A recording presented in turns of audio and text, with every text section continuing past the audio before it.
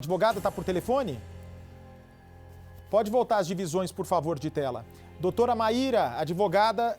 Dona Maíra, a senhora é advogada de todas as meninas, de apenas alguma delas? Sim, das 3 vítimas, eu juntamente com a doutora Juliana Valente. Ok, doutora Maíra, obrigado por conversar com Cidade Alerta. Nós estamos abrindo os espaços tanto para a senhora, né, que representa as meninas, quanto também para o Felipe Prior, né? Nós estamos com os microfones abertos para que todos os lados possam se defender. A minha pergunta para a senhora é, dona Maíra, por que essa notícia só veio agora à tona, a público? Na verdade, nós estamos nesse processo de investigação defensiva, que é um tipo de procedimento regulamentado pelo Conselho Federal da OAB, desde o final de janeiro. A partir do contato com as duas primeiras vítimas, nós fomos colhendo depoimentos, fomos chegando a outras testemunhas e a gente finalizou o trabalho agora recentemente. Finalizou não, né? A gente finalizou essa primeira etapa da investigação, porque conforme os desdobramentos vão acontecendo, a gente vai tendo notícia de novas pessoas, mais pessoas que presenciaram a deliberação pela expulsão dele do Interfal. Nós temos 2 testemunhas que ouviram gritos de tá me machucando durante o caso de 2018, que falaram com a gente. Nós temos o prontuário médico da vítima de 2014, que descreve lesão corporal na região íntima. Então, é um caso que, comparado com a média dos casos de violência sexual que a gente lida no dia a dia da advocacia criminal, tem bastante corroboração. Quando a gente fala de violência sexual, o usual é que a gente trabalhe com a palavra da vítima em oposição à palavra do agressor, porque são crimes que se prevalecem das escondidas. E, inclusive, a nossa jurisprudência estabelece alguns critérios para atribuir suficiência probatória à palavra da vítima. E o STJ, ele define que se a palavra da vítima se manter consistente ao longo das etapas processuais e for corroborada por elementos externos, ela é suficiente para produzir uma decisão condenatória. Nesse momento, para que se deflagre uma investigação, a gente precisa que seja possível apenas fazer um juízo de possibilidade sobre a ocorrência desses crimes. E nós temos já nessa etapa inicial muita corroboração. É um caso mais consistente do que a média. Dona Maíra, me diga uma coisa. Vocês têm o laudo médico de todas as 3 meninas que estão acusando ele de abuso sexual? Não, nós temos um prontuário médico da vítima de 2014. De 2014, que foi... Esses casos, eles não foram reportados às instituições públicas imediatamente após a sua ocorrência, como é, infelizmente, muito frequente em casos de violência sexual, porque a gente vive um país muito atravessado por uma cultura do estupro, de permissividade com a violência sexual e que responsabiliza, primeiro, as vítimas por não terem feito, entre aspas, o suficiente para impedir os atos do agressor, para depois olhar para a responsabilidade do agressor pelos seus atos de violência. Então, não é em absoluto incomum que entre a ocorrência do fato e a comunicação dele às autoridades passe tempo e se torne mais difícil de produzir esse tipo de prova médica. Só que no caso que ocorreu em 2014, a vítima precisou de atendimento médico, porque ela teve um ferimento na região íntima, que sangrou muito e que fez com que ela precisasse passar por atendimento. Inclusive, nós ouvimos também a mãe dela, que acompanhou o seu processo de recuperação e que presenciou quando as médicas que a atenderam no hospital, de pronto notaram que aquela lesão era consistente com violência sexual. E esse relato também foi formalizado no nosso procedimento de investigação defensiva.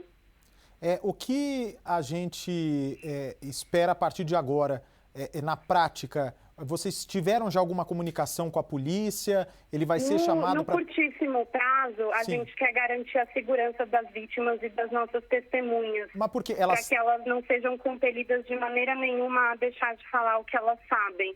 E por isso a importância das medidas cautelares. Elas já foram ameaçadas por ele?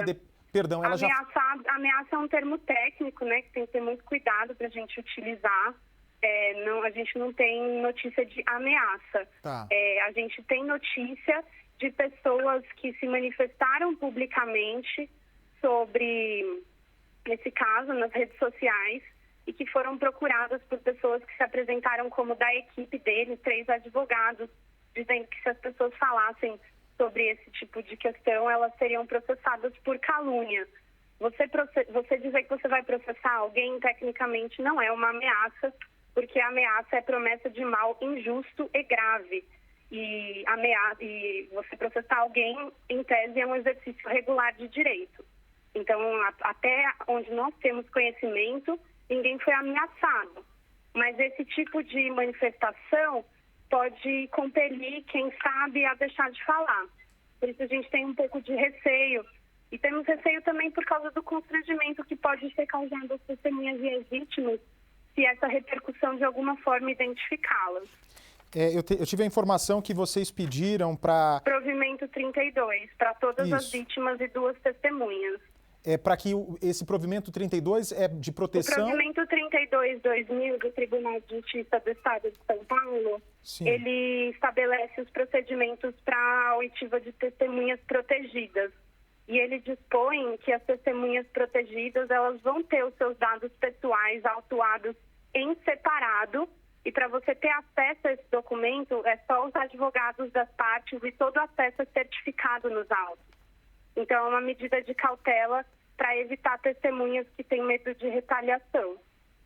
Certo. Então, agora, qual delegacia, esses processos vão ser centralizados numa única delegacia? Como é que funciona? Isso é uma questão operacional super complexa.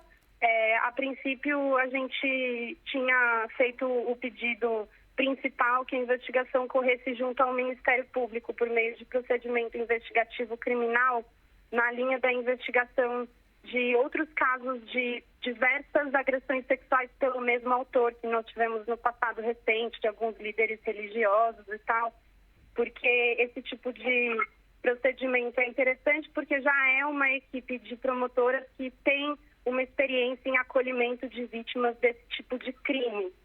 E a gente tem algumas questões técnicas de competência que são um pouco complexas, porque 2 dos crimes aconteceram em comarcas do interior, só que nenhuma das testemunhas, nem das vítimas, nem o autor reside nessas comarcas.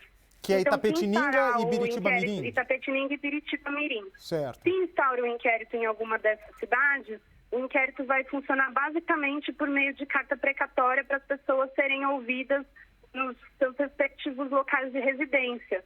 E nós temos receio que isso faça com que a investigação se prolongue de maneira desnecessária. Mas isso não é uma decisão que cabe à defesa das vítimas. Isso vai depender de como as autoridades públicas vão definir como encaminhar essa questão. A partir do momento que chega ao Estado informações sobre a ocorrência de um crime punido por ação pública incondicionada, é obrigação do Estado investigar.